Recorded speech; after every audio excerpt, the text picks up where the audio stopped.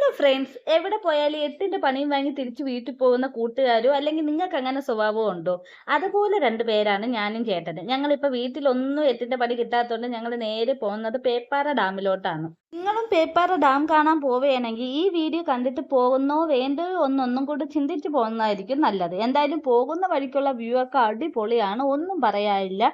എവിടെ നോക്കിയാലും ഫോട്ടോ എടുക്കാനൊക്കെ പറ്റിയ സൂപ്പർ സ്ഥലങ്ങളായിരുന്നു. പോകുന്ന വഴിക്കാണ് ദാ ഇതുപോലെയുള്ള കുഞ്ഞു കുഞ്ഞു അമ്പലങ്ങളൊക്കെ കണ്ടത്. അതിലൊരു അമ്പലത്തിൽ ഇറങ്ങി തൊഴുതു. ഇവിടെ പൂജാരിയൊന്നും കണ്ടില്ല, എന്നാലും ഞങ്ങൾ തൊഴുതിട്ട് വീണ്ടും യാത്ര തിരിച്ച്. ഇവിടേക്ക് പോകുന്ന വഴിക്ക് എനിക്ക് ഒരു കാര്യം കൂടെ മനസ്സിലായി. ഈ സ്ഥലം കാണുന്ന അത്ര മനോഹരമല്ല ഇവിടെ ജീവിക്കുന്നവരവസ്ഥ.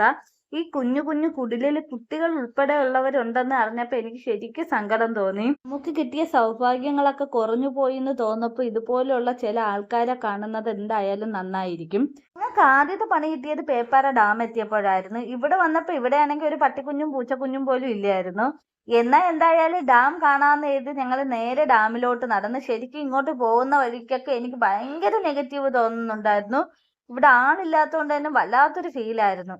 അങ്ങനെ ഡാം എത്തിയപ്പോഴാണ് വേറൊരു സംഭവം. ഇവിടെ ഡാം പൂട്ടിയിട്ടിരിക്കുകയാണ്, പാലത്തിൽ കൂടെ നടക്കാൻ പറ്റൂല. എന്നാൽ ഡാമെങ്കിലും കാണാമെന്ന് പോയപ്പോൾ ഡാമിലാണെങ്കിൽ വെള്ളവും ഇല്ല.